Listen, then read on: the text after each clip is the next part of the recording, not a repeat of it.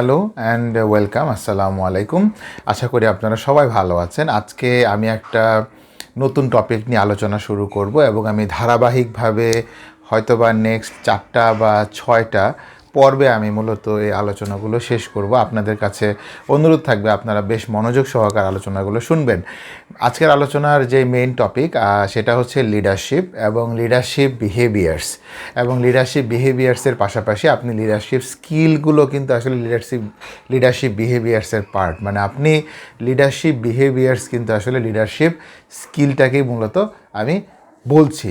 But যাই হোক, এটা আমি এই জন্য লিডারশিপ বিহেভিয়ার্স বলছি কারণ আপনি অ্যাজ এ মানুষ আপনার মধ্যে যখন এই বিহেভিয়ারগুলো চলে আসবে, অটোমেটিক এই লিডারশিপ স্কিলগুলোর চর্চা যখন আপনি করা শুরু করবেন, তখন you will become a very good leader. So আমি আসলে কীভাবে লিডারশিপ নিয়ে কথা বলছি, যেহেতু আমি সাধারণত একটা বাইরের একটা ইউনিভার্সিটিতে আমি এই হিউম্যানিটেরিয়ান লিডারশিপের উপরে আমি ক্লাস করাই বা আমি এইটা নিয়ে আসলে কাজ করি। এই হিউম্যানিটেরিয়ান লিডারশিপ নিয়েই মূলত আমার কাজ থাকে। তো আমি সেই হিউম্যানিটেরিয়ান লিডারশিপ থেকে আমাদের প্রত্যেকটা সেক্টরে কিন্তু আসলে লিডারশিপ এই স্কিলগুলো থাকাটা খুব প্রয়োজন। আপনি হিউম্যানিটেরিয়ান সেক্টরে জব করেন, কর্পোরেট সেক্টরে জব করেন, wherever sector you are doing your job, you need to have all those behaviors, and also you should also have those leadership skills with you.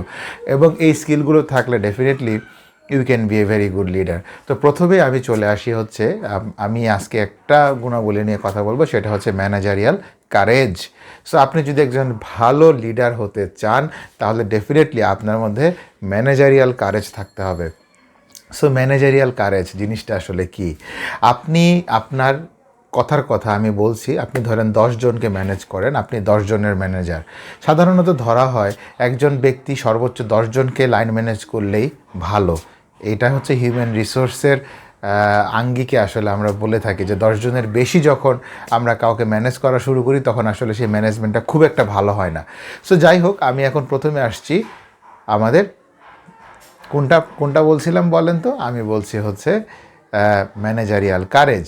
So managerial courage হচ্ছে আপনি as a manager আপনার courage কতটুকু আছে, এটা কেমন আসলে? Courage মানে কি চিল্লাচিল্লি করা, চেঁচামেচি করা, এটার কারেজ? নাকি আমরা ওই যে মাইকে বক্তব্য দেয় গলা ভেঙে যায়, এটাকে লিডারশিপ কারেজ বলা হচ্ছে? আচ্ছা, লিডারশিপের প্রথম যেটা বিষয় ম্যানেজারিয়াল কারেজ, এটা কিন্তু আসলে চিল্লাচিল্লি করা, চিৎকার চেঁচামেচি করা এগুলোর মধ্যে কিন্তু যাচ্ছে না। বিষয়টা হচ্ছে আপনার যে 10টা টিম আছে বা আপনি যে 10 জনকে ম্যানেজ করছেন, তাদের বিভিন্ন জনের বিভিন্ন ক্যাপাসিটি আছে। আপনার তাদের এই বিভিন্ন জনকে বিভিন্ন ক্যাপাসিটির আঙ্গিকে তাদেরকে জানতে হবে, তাদেরকে শিখতে হবে এবং তাদেরকে ম্যানেজ করার মতো একটা কারেজ আপনার ভিতরে থাকতে হবে। অনেকের ক্ষেত্রে দেখা যায় যখন আমরা কোনো একটা কাজ এরকম ম্যানেজ করতে যাই বা আমরা যখন এইরকম মানে টিম ম্যানেজার কাজ যখন আমরা করতে যাই, তখন কিন্তু আমাদের মধ্যে সেই কারেজটুকু অনেক সময় আসলে থাকে না।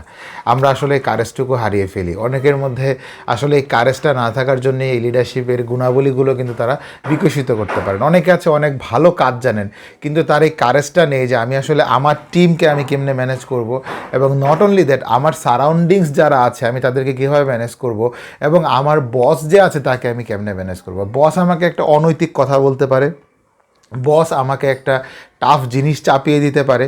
সো আপনার মধ্যে সেই লিডারশিপ কারেজ থাকতে হবে, ম্যানেজারিয়াল কারেজ থাকতে হবে লিডারশিপ বিহেভিয়ারের, যার মাধ্যমে আমার এই পজিটিভ কারেজ থাকবে এবং আমি সেই পজিটিভ কারেজ নিয়ে আমি ভালো একটা কথা বলতে পারবো। আমার ম্যানেজারকে বলতে পারবো যে আচ্ছা ডিয়ার ম্যানেজার, আপনাকে অনেক অনেক থ্যাঙ্কস, আপনি এটা বলেছেন, বাট আসলে XYZ ABCD রিজনের জন্য আমি আসলে এটা এখন করতে পারছি না, বা আমার আসলে এই কাজটা এখন এটা করা প্রয়োজন, এটা এখন না করলে আসলে সমস্যা হবে।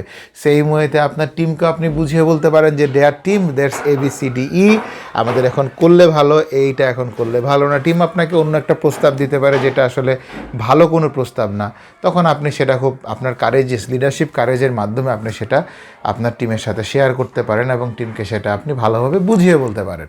সো এই লিডারশিপ বিহেভিয়ার্সের one of the very important element হচ্ছে ম্যানেজারিয়াল কারেজ।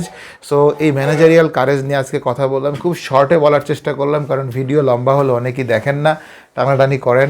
আর এগুলো আসলে টানাটানি করলে অতটা বোঝা যায় না, টানাটানি কম করলে একটু শুনলে আসলে জিনিসগুলো সম্পর্কে ধারণা লাভ করা যায়।